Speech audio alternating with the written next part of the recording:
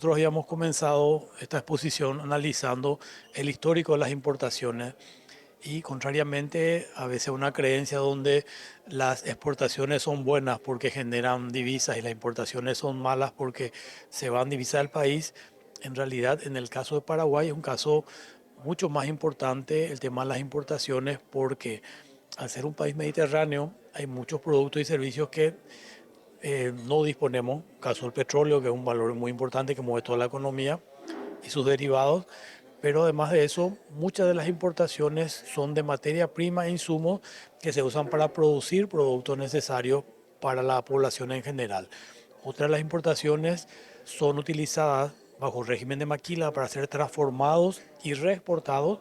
Y también finalmente tenemos importaciones que, así como vienen productos finales, electrónica, perfumes, bebidas, cosméticos, van a ciudades de frontera donde hay un comercio legal muy bien constituido y permite generar empleo y esas importaciones otra vez, en vez de ser salidas, vuelven a generar ingresos al país una vez que son comercializadas en frontera. Entonces, concluyendo, Paraguay analizamos 10 años de importaciones, ha crecido como un 35% entre el 2013, el primer estudio que hicimos hace 10 años atrás, y el 2024.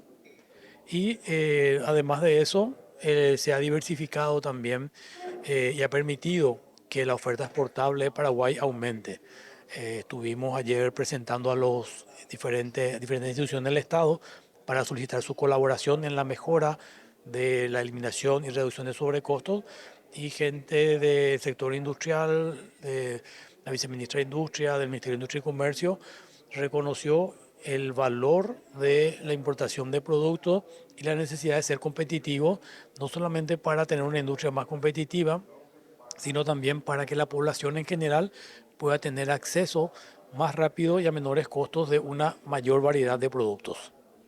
Mencionaban también con respecto al costo de transporte, ¿cómo se estuvo manejando toda esta investigación? El costo de transporte es crítico porque nosotros analizamos muchas investigaciones anteriores para basarnos y hacerlo algo comparativo. Y uno de los descubrimientos que se estuvo viendo es que anteriormente no se consideraba mucho el valor del costo del transporte. En investigaciones más se hacía énfasis en los aranceles y en otros tipos de costos.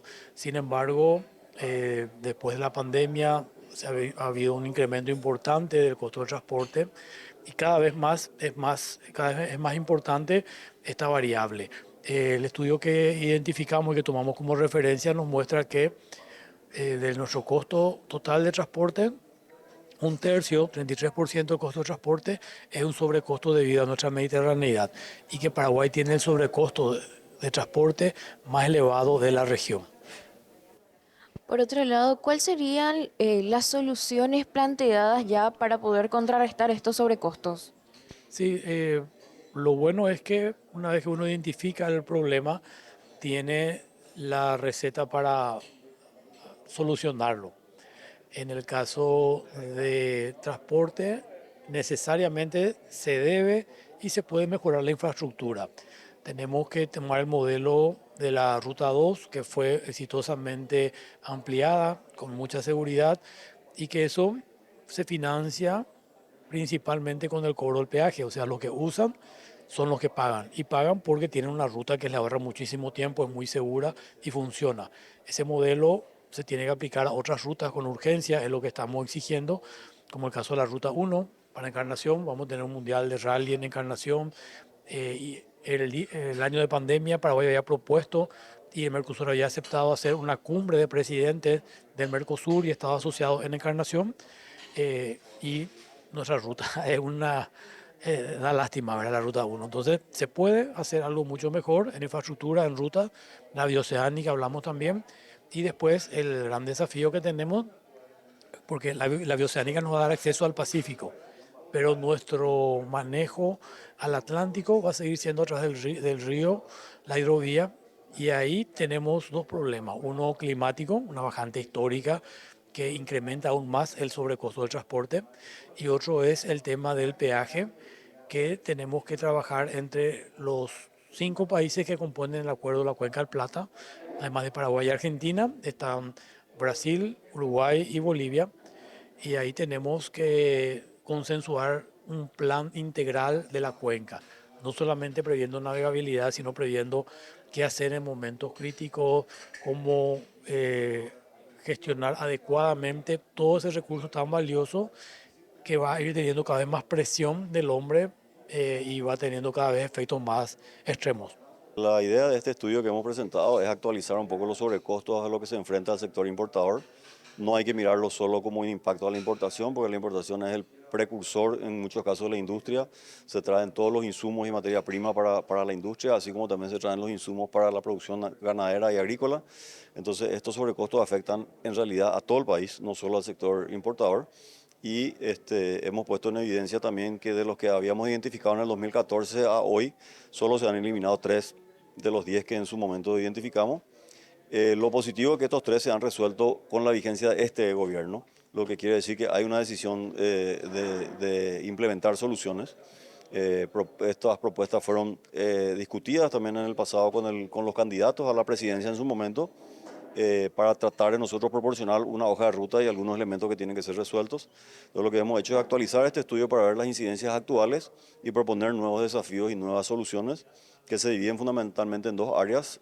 Un área de infraestructura que combata un poco el impacto de la mediterraneidad y por otro lado unas propuestas operativas de reducir tasas, costos, burocracia y tiempos en diferentes sectores de las instituciones públicas para agilizar sobre todo los tiempos y los costos que eso representa a los despachos de importación.